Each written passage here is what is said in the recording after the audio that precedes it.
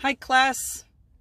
I just attended the Mount Olive Church service in Fort Myers, right off of Martin Luther King Jr. Boulevard, and this is, I believe it's a church that has been here a long time.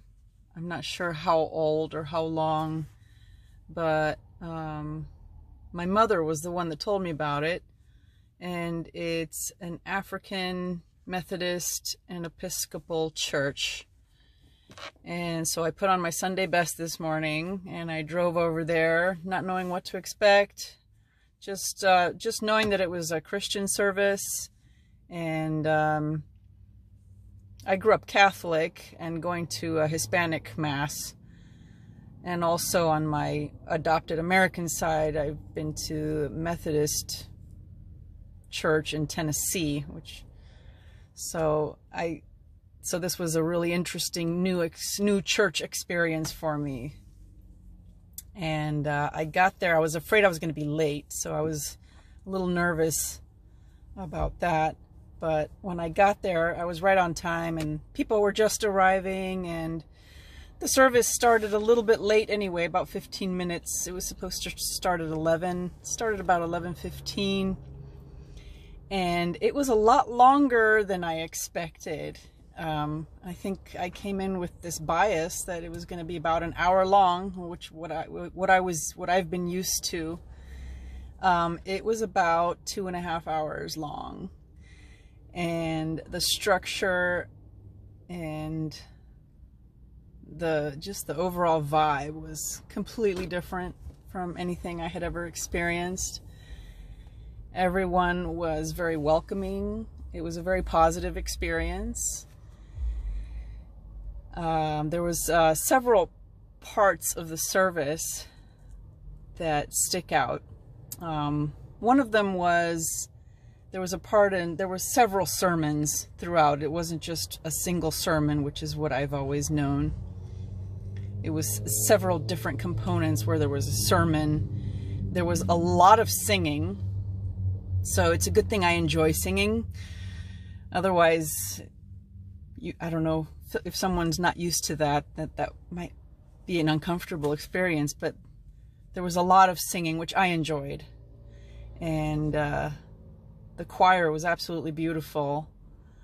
And everyone was very welcoming. And in one of the sermons, the Reverend was talking about not taking anything for granted, and so then he asked us to get up and go talk to someone you know, or someone you haven't spoken to in a while, or someone that needs your forgiveness or that needs to forgive you, because everyone in that church knew each other. You could feel it. Everyone was saying hello, and everyone definitely was very connected. It was a very collectivist family feeling.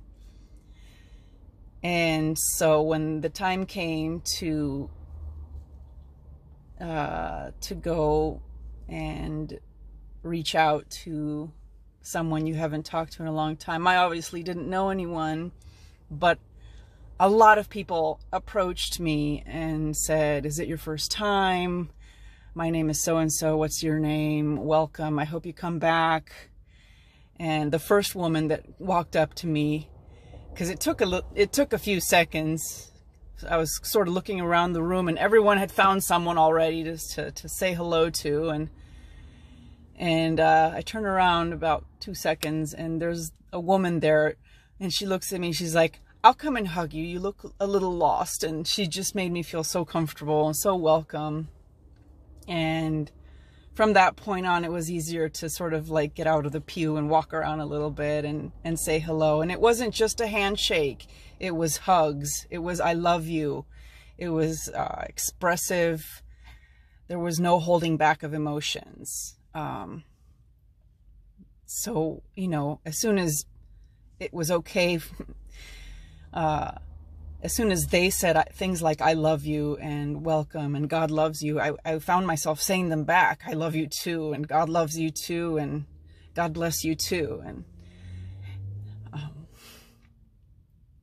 it's so different from what I've been used to. Just at the Tennessee church, it was just a handshake, and it was just hello. And in the Hispanic Mass, it was a kiss on the cheek, and it was quick, peace be with you. It was just the peace in the Catholic Mass. But this was just so warm and so connecting and so authentic. And that left a really positive impression.